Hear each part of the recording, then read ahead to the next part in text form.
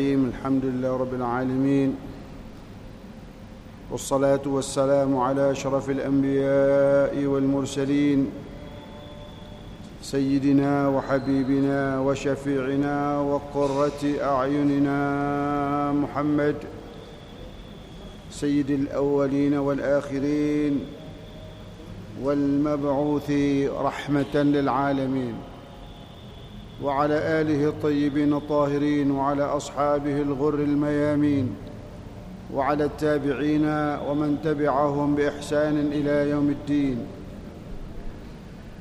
سبحانك لا علم لنا إلا ما علمتنا إنك أنت العليم الحكيم. رب اشرح لي صدري ويسر لي أمري واحلل عقدة من لساني يفقه قولي وسدد لساني واهد قلبي بحق سيدنا ومولانا محمد والصحب والآل وبالسند المتصل للإمام الحافظ أبي زكريا يحيى بن شرف النووي رضي الله تعالى عنه ونفعنا به بعلومه في الدارين آمين. باب جواز الشرب من جميع الأواني الطاهرة غير الذهب والفضة إلى أن قال: وأن أم سلمة رضي الله تعالى عنها أن رسول الله صلى الله عليه وسلم قال: الذي يشرب في آنية الفضة إنما يجرجر في بطنه نار جهنم. متفق عليه. وفي رواية لمسلم: إن الذي يأكل أو يشرب في آنية الفضة والذهب. وفي رواية له: من شرب في إناء من ذهب أو فضة فإنما يجرجر في بطنه نارا من جهنم. Menyambung kaji kita akan hadis-hadis baginda Rasulullah sallallahu alaihi wasallam yang telah dihimpun oleh Al-Imam An-Nawawi dalam kitabnya Riyadhus Shalihin, dan menyambung kaji kita akan larangan dalam Islam untuk memakan dan meminum dari wadah-wadah tempat-tempat yang terbuat dari emas ataupun perak. Maka kita telah sampai pada hadis yang sumber periwayatannya dari Ummi Salamah radhiyallahu taala anha. Sesungguhnya baginda Rasul Muhammad sallallahu alaihi wasallam telah bertutur sabda, seseorang yang minum dari wadah atau tempat yang terbuat dari perak, sesungguhnya hakikatnya ia telah memasukkan api di dalam perutnya, di mana api itu akan menggelegak di dalam perutnya dari api neraka jahanam. Muttafaqun alaih. Jadi Rasul sallallahu alaihi wasallam di dalam mewanti-wanti umat untuk tidak makan maupun minum dari tempat, dari wadah, piring, gelas, cangkir yang terbuat dari emas ataupun perak. Itu enggak main-main. Rasul sallallahu alaihi wasallam menyatakan dalam hadis yang diriwayatkan oleh Ummu Salamah yang status hadisnya sahih dengan kriteria puncak karena diriwayatkan oleh Al-Imam Bukhari dan Imam Muslim, bahwa hakikat orang yang makan dan minum dari tempat atau wadah yang terbuat dari perak atau dari emas itu, hakikatnya dia memasukkan sesuatu dari api neraka jahanam yang akan menggelegak di dalam perutnya. Ancaman yang bukan dengan bahasa yang bukan main-main. Artinya pengharaman ini bukan sekedar haram, tapi benar haram yang benar-benar harus ditinggalkan. Karena bisa menghantarkan seseorang kepada neraka Allah karena pelanggaran dari apa yang telah diharamkan oleh Allah, yang telah disampaikan oleh Rasulnya Muhammad sallallahu alaihi wasallam. Jadi makan, minum dari wadah tempat Sebagaimana yang sudah kita sebutkan pada kajian kita yang lalu, termasuk sendok garpu yang terbuat dari emas ataupun perak, itu sekali lagi diharamkan di dalam Islam. Yang lainnya bisa silakan. Andaikan pakai sendok yang bertahtakan berlian yang lebih mahal, silakan, nggak apa-apa. Tapi jangan yang terbuat dari emas maupun dari perak. Kenapa? Ini adalah ketentuan syariat. Kenapa? Itu hak Allah. Kenapa diharamkan? Hak Allah. Allah ingin mengetahui kesetiaan kita. Semuanya dihalalkan, semuanya dibolehkan. Cuma yang dua ini saja. Setia enggak kita sebagai hamba? Mau mengikuti tidak sebagai hamba? Nah, jadi apa hikmahnya? Hikmahnya adalah tunduk takluknya, patuhnya kita terhadap perintah Allah. Saya menyukai hal-hal yang kuning, silakan pakai apa itu, tembaga kuningan warna kuning, ya. Asal jangan emas. Saya menyukai yang berwarna putih, silakan pakai monel, pakai apa, stainless, apa saja, asal jangan perak. Kan dua hal ini adalah yang dilarang oleh agama. Kita sebagai orang yang beragama, yang taat kepada perintah Allah, nah kita tinggalkan larangan ini.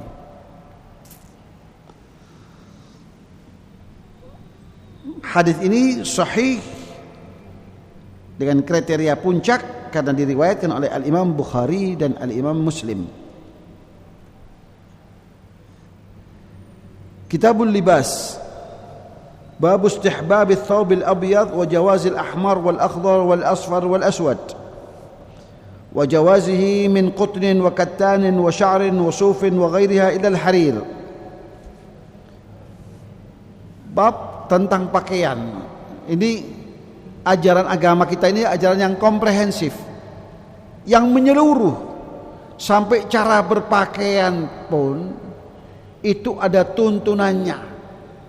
Nah, beribadah kepada Allah nggak usah yang berat-berat, mulai dari berpakaian. Yang pertama, pemilih warna. Kenapa pakai pakaian putih? Mengikuti sunnahnya Nabi. Kenapa pakai baju putih? Mengikuti sunnahnya Nabi. Kenapa pakai peci putih? Karena aku cinta Nabi. Cukup itu sebagai jawaban. Kenapa pakai sarung putih? Kenapa pakai serba putih? Karena aku cinta Nabi. Nabi cinta pada hal-hal yang pakaian yang berwarna putih. Selesai. Penjabaran rasa cinta kita wujudkan dalam bentuk memilih warna pakaian. Walaupun yang lain boleh. Bab tentang anjuran untuk mengenakan pakaian berwarna putih. Ya. Ini sebelum dunia modern mengenal bahwa pakaian putih itu lebih sehat. Iya, tidak menyerap ultraviolet. Ya, utamanya untuk orang yang tinggal di negeri yang tropis, tropical countries. Ya, negara-negara, kota-kota atau tempat-tempat yang panas. Itu yang pancaran sinar mataharinya cukup terik. Nah, di sana ada ultraviolet, mengandung ultraviolet yang enggak bagus untuk kesehatan. UV enggak bagus untuk kesehatan manusia. Macam-macam bisa timbul ini dan itu. Nah, ternyata seluruh warna itu menyerap ultraviolet kecuali warna putih. Jadi sebelum dunia tak kenal tentang dunia kesehatan, pakaian yang terbaik menurut ilmu kesehatan seperti apa, Islam sudah punya kepeloporan. Jadi kalau tidak belajar dari Islam, nggak usah menggurui Islam. Mau belajar tentang kesehatan, belajar dari Islam. Karena ternyata dokter juga belajar dari Rasul Muhammad SAW bagaimana menjaga kesehatan. Wa jawazil ahmar, boleh pakai baju warna merah, boleh, silakan. Iya. Pakai baju warna merah boleh, silakan, bebas. Wal akhdar, pakai pakaian berwarna hijau boleh, silakan. Wal asfar wal aswad, warna kuning silakan, warna hitam silakan. Ya. Itu yang pertama. Soal warna tidak jadi soal, tapi yang diunggulkan, yang diprioritaskan adalah warna putih. Ya. Bahkan yang disunnahkan warna putih. Jadi kalau pakai pakaian ada sekian warna, memilih warna putih, itu kita sengaja memilih warna putih sudah ihya'us sunnah, sudah melestarikan sunnahnya baginda Rasul Muhammad SAW. Apa pahalanya, apa ganjarannya orang yang melestarikan sunnah Rasul? Kata Rasul SAW, man ahya sunnati kana ma'i fil jannah. Orang yang melestarikan sunnahku, ia akan bersamaku dalam surga Allah kelak. Anda pakai peci putih, belum haji sudah pakai peci putih, nggak apa-apa, nggak harus haji pakai peci putih itu. Ya. Alasannya apa? Kenapa pakai peci putih? Cinta Nabi. Apa hubungannya cinta Nabi dengan peci putih? Karena Nabi menyukai hal yang putih. Baju putih, ya, sarung warna putih, ya, pakai kaos warna putih misalnya, bagus, baik. Walaupun yang lain juga boleh, tidak diharamkan, tidak dilarang. Tapi memilih warna putih, sengaja memilih warna putih, lalu alasannya ini karena warna yang disukai oleh Rasul, itu berarti kita telah melestarikan sunnah Rasulullah Sallallahu Alaihi Wasallam. Nah, melestarikan sunnah Rasul itu pahalanya, ganjarannya seperti itu tadi, akan bersama Rasul. Jadi bersama Rasul di dalam surga Allah, bukan karena banyak sujud, banyak rukuk, bukan karena ibadah-ibadah yang formal, ibadah yang ringan-ringan saja. Karena memilih pakaian warna putih, warna favoritku warna putih. Kenapa? Karena Rasul menyukai warna putih. Itu alasan yang paling esensial, alasan yang paling mendasar. Kenapa Anda favoritkan warna putih?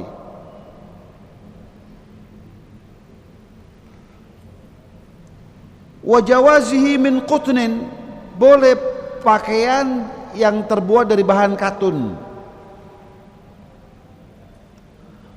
Wa kattan wa sya'ar, boleh dari pakaian yang terbuat dari bulu domba, ya. Sekarang misalnya wool gitu ya. Wasufin, itu pakaian-pakaian yang tebal untuk musim dingin, boleh-boleh saja, bebas ya. Wa ghairiha, dan yang lain-lainnya semuanya boleh, illal harir, terkecuali yang enggak boleh itu sutra. Itu pun berlaku untuk kaum pria. Silakan mau pakai pakaian dari bahan apa saja, silakan. Bahkan daur ulang itu, ya, yang kreatif pakai daur ulang, iya, ya. Silakan, monggo, nggak apa-apa. Iya. Yang nggak boleh itu adalah al-harir, pakai pakaian yang bahan bakunya adalah sutra, itu nggak boleh, dilarang. Larangan itu berlaku untuk kaum pria, memakai baju dari sutra, memakai celana dari bahan sutra nggak boleh, pakai sarung dari bahan sutra nggak boleh. Adapun sarung-sarung yang sekarang sarung sutra asli, itu hanya slogan kosong saja, ya. Itu bukan bukan benar-benar dari sutra, ya, tapi dari bahan spun silk, ya, ada yang bukan sutra gitu. Jadi namanya saja gitu. Jadi Samarenda misalnya, PHS, sutra, istilahnya saja, tapi dia bukan sutra asli. Itu boleh-boleh saja. Tapi kalau sutra asli, apapun mereknya nggak boleh. Misalnya Mekah Madinah nggak boleh, ya, karena hukum tidak terpaku pada merek, ya, pada nama gitu, ya, pada apa yang diharamkan tadi itu, apa yang dilarang tadi itu. Kalau Allah Ta'ala, bahasan tentang pakaian ini diawali dengan firman Allah. Allah berfirman, Ya Bani Adam, qad anzalna 'alaikum libasan yuwari sawatikum wa risha wa libasut taqwa dzalika khair. Allah berfirman di dalam ayat surat Al-A'raf, ayat ke-26 dari surat Al-A'raf. Ya bani Adam, wahai anak Adam, bangsa manusia. Jadi firman Allah ini ditujukan kepada kita, bangsa manusia. Qad anzalna 'alaikum, telah kami turunkan kepada kalian libasan, pakaian. Jadi manusia itu sejak awal dalam budaya kehidupannya adalah busana, memakai pakaian. Jadi kalau yang tidak berpakaian itu namanya orang hutan. Iya. Nah, kalau pakai pakaian tapi sebagian terbuka itu setengah orang hutan. Iya. Jadi kalau ada pakai pakaian tapi sebagian nampak kelihatan auratnya, itu belum manusia. Baru setengah manusia, setengah orang hutan. Kata Allah, wahai anak Adam, bangsa manusia, telah kami turunkan kepada kalian libasan, pakaian. Lalu Allah jelaskan fungsi pakaian itu untuk apa. Kata Allah, yuwari sawatikum, untuk menutup auratmu. Jadi fungsi daripada pakaian itu yang pertama adalah untuk menutup aurat. Jadi kalau pakaian setengah terbuka itu belum dikatakan pakaian. Menyalahi aturan Allah. Karena saat Allah mengatakan kami turunkan kepada kalian pakaian-pakaian, fungsi utamanya yuwari sawatikum, untuk menutup auratmu.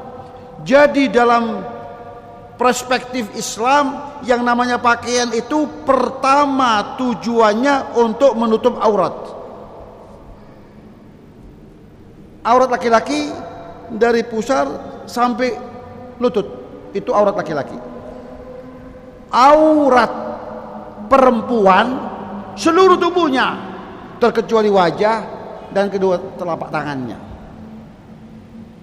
Itu menurut Islam, menurut ajaran Islam, bukan budaya, menurut ajaran Al-Quran. Jadi kalau ada siapa saja mengatakan itu budaya, itu orang perlu disetrum kepalanya itu. Orang yang nggak ngerti Islam tapi bicara tentang Islam.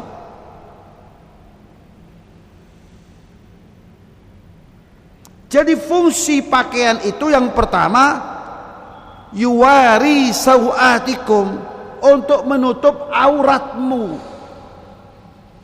Sawah itu sesuatu yang kalau kita dilihat kita malu. Itu disebut aurat. Tapi sekarang karena krisis, orang krisis rasa malu tadi itu malah dibuka, malah dipamerkan. Ya itu seperti misalnya kalau barang dagangan itu kaki 5 yang diobral itu. Tapi kalau kelas butik di dalam, ya ditutup pakai plastik. Itu baju kelas butik begitu. Nah yang kalau kelas kaki 5 itu yang obral 5.000 dapat 5 itu obralan. Setiap orang megang-megang. Juga demikian dengan manusia. Manusia yang seperti ini kelasnya adalah kelas manusia kaki 5. Kelas manusia obralan. Membuka sebagian auratnya.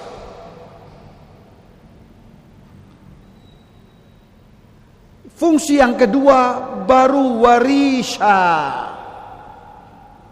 Yang kedua fungsinya untuk kalian menghias diri kalian, mempercantik diri kalian. Itu fungsi kedua. Tapi fungsi utamanya adalah menutup aurat. Jangan dibalik-balik. fungsi fashionnya dikedepankan, fungsi untuk menutup aurat justru dibelakangkan, terbalik.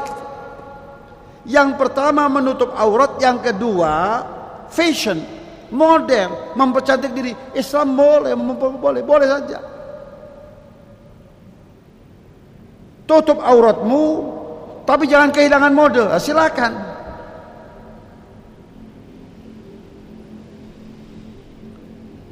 Nah, termasuk aurat itu apa? Lekuk tubuh. Itu termasuk aurat yang harus ditutup. Jadi bukan sekedar menutup kulit, permukaan kulit, tapi juga lekuk tubuh.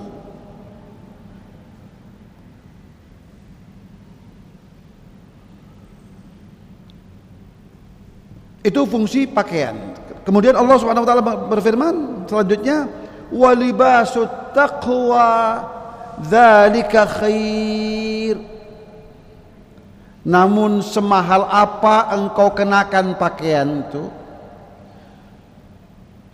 seindah apa pakaian yang engkau kenakan, sekualitas apa pakaian yang engkau pilih, tetap di mata Allah pakaian yang paling indah itu adalah pakaian ketakwaan. Jadi nilai ketakwaan itu seyogianya menjadi pakaian kita yang melekat pada tubuh kita, yang menghiasi tubuh kita. Kenapa? Karena itu sebaik-baiknya pakaian. Pakaian ketakwaan itulah pakaian yang terbaik di mata Allah. Jadi bukan pakaian yang ini semeternya sekian ribu, sekian ratus ribu, sekian juta, enggak. Ini pakaian dari butik fulan yang harganya selangit, enggak. Tapi adalah ketakwaan, itulah adalah pakaian yang terbaik. Kemudian Allah berfirman dalam ayat yang lain dalam surat An-Nahl ayat 81, Allah berfirman, wa ja'ala lakum sarabila taqikumul harra wa sarabila taqikum ba'sakum. Dan Allah yang telah menjadikan untukmu sarabil, pakaian-pakaian, taqikumul harra, yang dapat melindungi kalian dari teriknya matahari. Artinya pakaian yang menutupi kulit kita, yang dapat menjaga kulit kita dari terpaan langsung sinar matahari, panasnya matahari. Dan juga sarabila taqikum ba'sakum, juga Allah yang mengilhami kalian wahai manusia untuk membuat pakaian-pakaian perang yang terbuat dari bahan-bahan yang tahan, apa itu zaman dahulu, tahan bacokan, tahan tusukan pedang, tahan tancapan panah, yang dapat menjaga kalian ba'sakum, dari peperangan itu, dari senjata lawan. Selanjutnya, wa an Ibnu Abbas radhiyallahu taala anhuma anna Rasulullah sallallahu alaihi wasallam qala ilbasu min thiyabikumul bayad fa innaha min khairi thiyabikum wa kaffinu fiha mautakum. Rawahu Abu Dawud wa Tirmidzi wa qala haditsun hasanun sahih.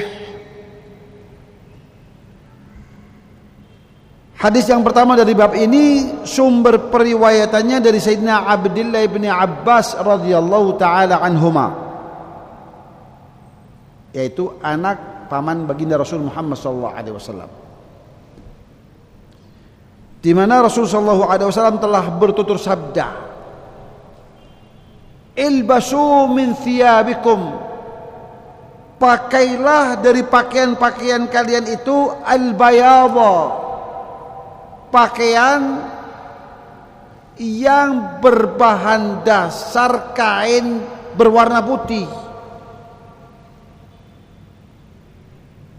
Jadi ada perintah, ada anjuran dari Rasul untuk kita ini memilih pakaian yang berwarna putih. Lalu Rasulullah SAW menjelaskan, fa innaha, sesungguhnya pakaian yang berwarna putih itu min khairi thiyabikum, adalah termasuk pakaian yang terbaik dari kalian. Itu sudah kita sebutkan tadi, itu dari berbagai macam aspek bahwa pakaian yang berwarna putih itu punya nilai keunggulan, utamanya bagi orang-orang yang tinggal di negeri-negeri yang tropis, yang pantulan sinar mataharinya cukup terik. Nah, itu warna putih itu adalah warna yang paling cocok, yang paling tepat, karena tidak menyerap ultraviolet. Jadi bagus untuk kesehatan kita. Dan juga nggak gerah, karena nggak menyerap ultraviolet, nggak gerah dipakai, enak, nyaman. Dibandingkan dengan warna-warna yang lain, misalnya terik matahari pakai baju hitam, wah gerah.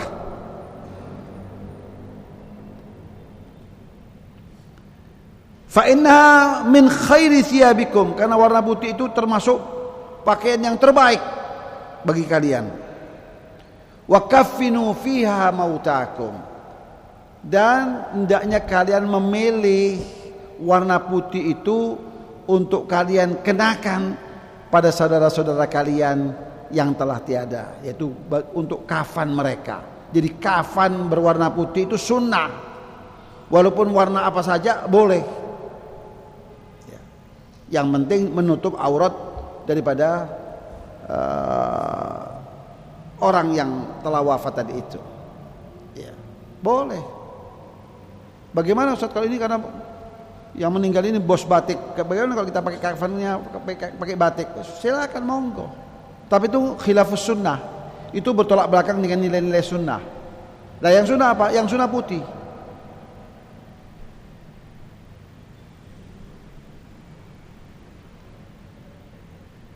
Yang sunnah putih. Jadi sekali lagi, pakaian putih itu adalah pakaian yang terbaik, dan itu yang disunahkan oleh Rasulullah SAW.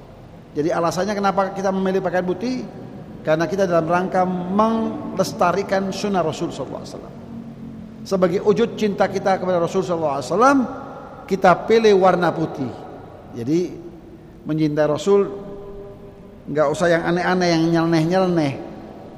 Ya, tapi dengan apa itu? Dengan melestarikan sunnahnya. Yaitu sunnah yang mana? Sunnah yang ringan-ringan saja, yang memungkinkan untuk kita laksanakan. Apa itu? Pilih pakaian warna putih. Karena ini pakaian yang paling disukai oleh baginda Rasul Muhammad SAW.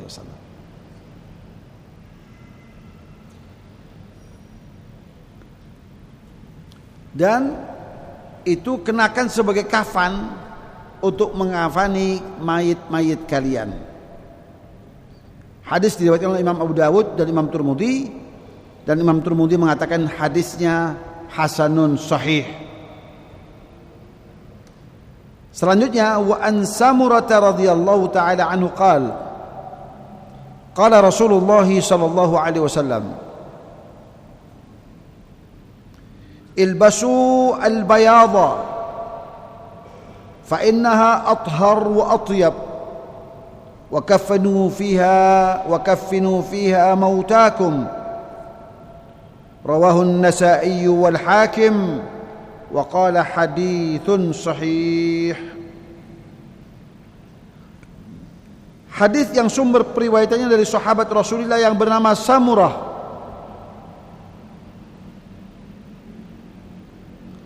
di mana beliau berkata, bersabda baginda Rasul Muhammad sallallahu alaihi wasallam, ilbasu al-bayadha, kenakanlah, pakailah pakaian yang berwarna putih. Fa innaha athhar, karena pakaian yang putih itu lebih bersih.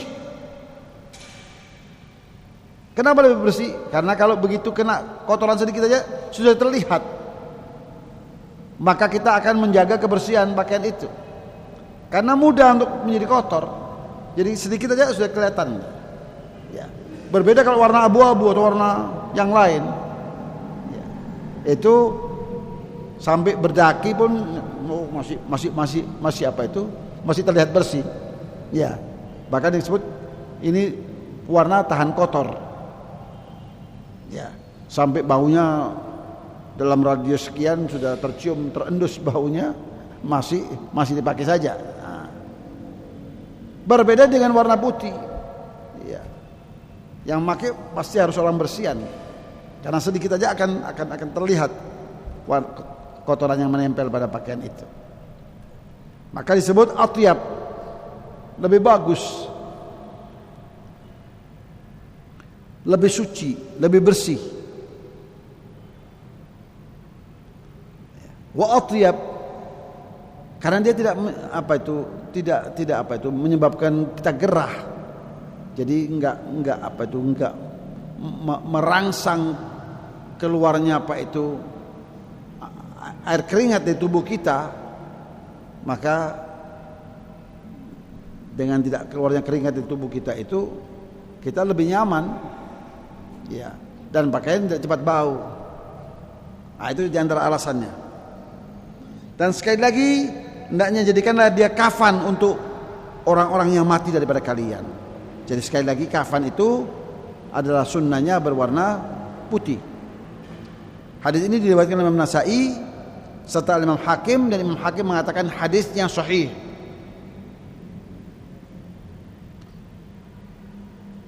Hadis yang berikutnya, Anil Bara radhiyallahu taala anhu qala kana Rasulullah sallallahu alaihi wasallam marbu'an wa laqad ra'aituhu fi hullatin hamra ma ra'aitu syai'an qattu ahsana minhu, muttafaqun alaih. Hadis yang berikutnya sumber periwayatannya dari Bara ibn Azib, seorang sahabat baginda Rasulullah sallallahu alaihi wasallam. Kata beliau bercerita tentang Rasulullah sallallahu alaihi wasallam. Kata Sayyidina Bara, Rasul sallallahu alaihi wasallam itu adalah sosok laki-laki marbu'an, yang sedang-sedang saja. Tidak tinggi semampai begitu, tidak pula pendek, tapi sedang-sedang saja, enak dipandang mata. Tapi di antara keistimewaan baginda Rasul Muhammad SAW yang Allah berikan kepadanya, Rasul itu jika jalan dengan orang-orang yang biasa ukurannya, beliau tampak sedang-sedang saja seperti yang lain. Tapi andaikan beliau duduk di satu majelis, maka yang paling tampak bahu itu adalah bahu Rasulullah SAW. Meskipun di sana ada orang-orang yang jangkung-jangkung yang duduk itu, yang hadir, tapi yang tampak bahu, yang paling menonjol tampak itu adalah bahu baginda Rasul Muhammad SAW. Demikian pula dengan paman beliau, Sayyidina Abbas radhiyallahu taala anhu, adalah sosok yang terkenal tinggi semampai. Saking tingginya sehingga beliau itu bisa mencium kening istrinya sementara istrinya berada di atas punggung onta. Itu berarti ukurannya di atas rata-rata orang. Bisa mencium kening istrinya. Akan tetapi kalau beliau berjalan bersama Rasul, misalnya dalam tawaf itu, berjalan bersama Rasul SAW, tampak Rasul lebih tinggi sedikit daripada beliau.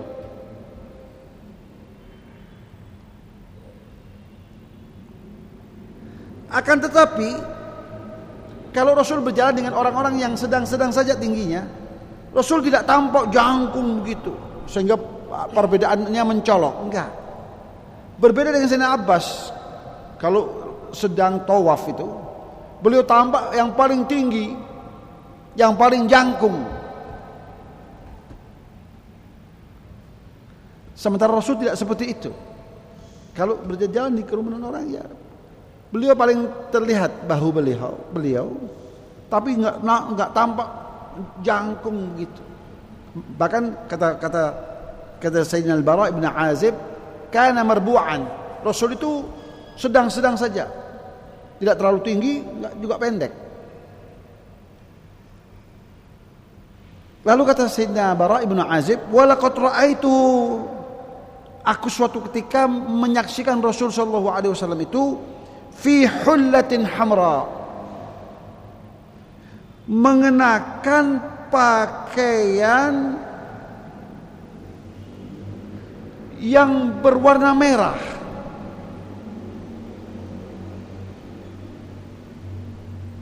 Jadi mengenakan pakaian berwarna merah. Rasul itu putih kemerah-merahan warna kulitnya, pakai baju warna merah. Iya. Bagaimana match dengan serasi dengan warna kulitnya. Iya. Beda dengan kalau kita lihat, iya, ada orang hitam pakai baju merah, iya, kelihatannya ganjil saja, iya. Walaupun yang pakai itu seorang pejabat itu, iya, pejabat pakai baju merah karena dia fungsionaris partai tertentu, gitu. Ya, kelihatannya ganjil saja.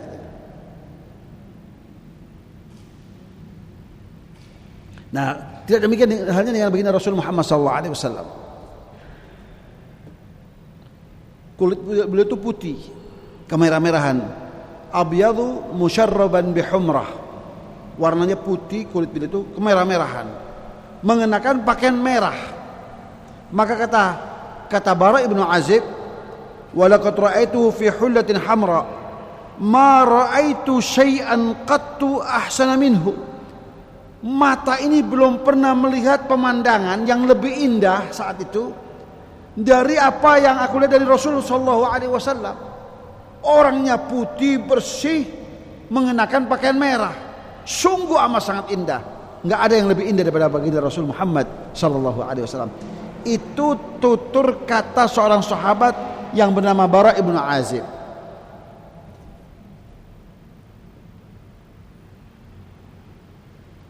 Maka enggak ada lagi yang lebih indah daripada itu, daripada Rasulullah sallallahu alaihi wasallam, ya, saat beliau mengenakan pakaian berwarna merah. Nah, ini menunjukkan bahwa memakai baju warna merah itu boleh-boleh saja, karena Rasul pernah memakainya. Nah, dipakainya oleh Rasulullah SAW ini untuk menjelaskan dan menunjukkan bahwa hal itu bukan larangan dan hal itu boleh-boleh saja. Mau pakai baju warna merah atau warna yang lain boleh-boleh saja. Contohnya Rasulullah SAW dalam hadis ini, dan hadisnya sahih, ya, dengan kriteria puncak, muttafaqun alaih, diriwayatkan oleh Imam Bukhari dan Imam Muslim, bahwa Rasul itu suatu ketika mengenakan pakaian berwarna merah, dan itu kontras dengan warna kulit tubuhnya. Selanjutnya, wa an Abi Juhaifata Wahab bin Abdullah radhiyallahu taala anhu qala ra'aitu an-nabiy sallallahu alaihi wasallam di Makkah wa huwa bil abtah fi qubbatin lahu hamra min adam fa kharaja Bilal biwudu'ihi famin nadhihin wa na'il فخرج النبي صلى الله عليه وسلم وعليه حلة حمراء كأني أنظر إلى بياض ساقيه فتوضأ وأذن بلال فجعلت أتتبع فاه ها هنا وها هنا يقول يمينا وشمالا حي على الصلاة hayya 'alal falah. Yang selanjutnya hadis yang sumber periwayatannya dari Abi Juhaifah Wahab ibnu Abdillah, itu nama lengkap beliau adalah Wahab ibnu Abdullah radhiyallahu anhu, sementara kunyahnya adalah Abu Juhaifah. Kata beliau, ra'aitu Nabiya sallallahu alaihi wasallam di Makkah. Aku pernah menyaksikan Rasul sallallahu alaihi wasallam itu saat itu beliau di kota Makkah.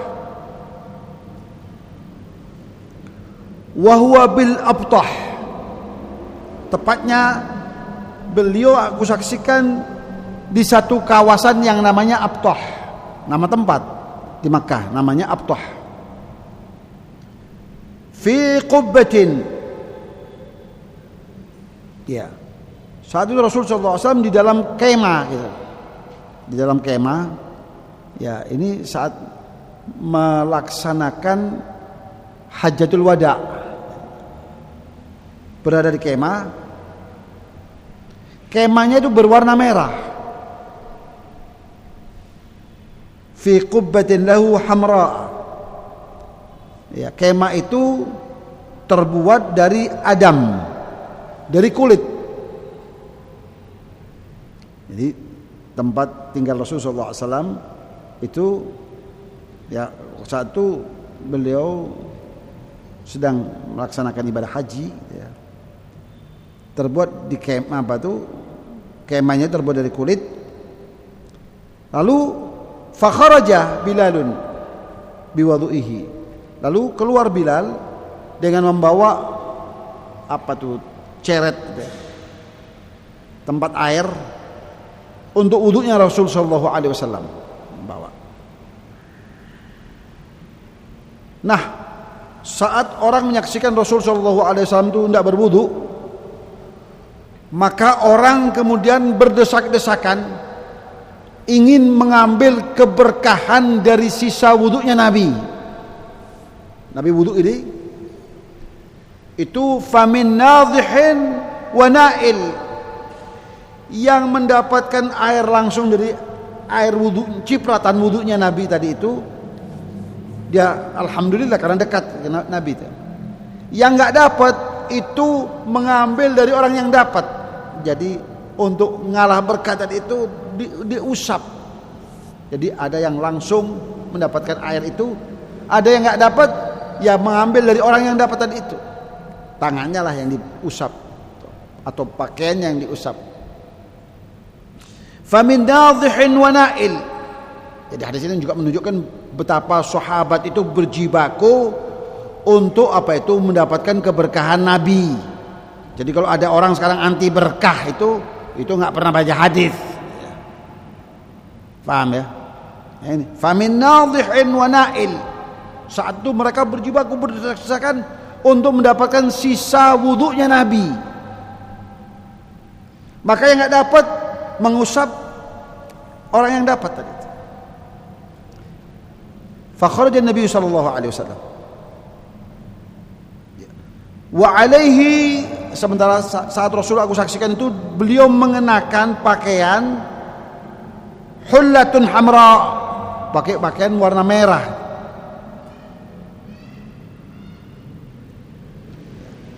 Bahkan aku melihat Rasul sallallahu alaihi wasallam itu pakai warna merah itu. Aku melihat betapa putihnya betis baginda Rasul sallallahu alaihi wasallam itu. Jadi terlihat betis beliau, saknya beliau itu, betis beliau itu warna putih, kontras dengan pakaiannya yang berwarna merah. Fatawaddoa, lalu Rasulullah SAW wudu. Wa adzana Bilalun, lalu Bilal azan, diperintahkan untuk azan. Faja'altu atatabba'u fahu hahuna wa hahuna. Lalu aku perhatikan Bilal waktu azan itu. Demikian kata Abu Juhaifah. Lalu aku perhatikan apa itu mulutnya Bilal itu sewaktu azan. Yaqulu yaminan wa shimalan. Beliau menggerakkan kepalanya itu ke kanan dan ke kiri. Kapan? Waktu mengucapkan hayya 'alas shalah, hayya 'alal falah. Jadi hayya 'alas shalah ke kanan, hayya 'alas shalah ke kiri, hayya 'alal falah ke kanan, hayya 'alal falah ke kiri. Jadi noleh kanan dan kiri. Itu sewaktu hayya 'alas shalah dan hayya 'alal falah. Maka sunnahnya demikian pula. Azan itu Allah tetap saja lurus menghadap kiblat. Tapi membelokkan kepalanya ke kanan dan ke kiri itu sewaktu membaca hayya 'alas shalah, hayya 'alal falah. Wallahu a'lam bissawab. Mudah-mudahan ilmu yang kita pelajari hari ini dijadikan oleh Allah ilmu yang barakah, dan dengan harapan seiring dengan bertambahnya ilmu akan bertambah pula nilai-nilai keislaman kita, keimanan kita, serta ketakwaan kita kepada Allah Subhanahu wa taala, sehingga nilai-nilai keislaman kita hari ini, nilai-nilai keimanan kita hari ini, nilai-nilai ketakwaan kita hari ini tentunya lebih baik daripada hari kemarin, dan harapannya di hari-hari ke depan insyaallah akan lebih baik daripada hari ini, sehingga kita akan tergolong dan terbilang orang-orang yang selamat, sukses, bahagia di dunia maupun akhirat. Amin ya rabbal alamin. Wa sallallahu ala sayyidina Muhammadin nabiyil ummi wa ala alihi wa sahbihi wa sallam. Walhamdulillahi rabbil alamin.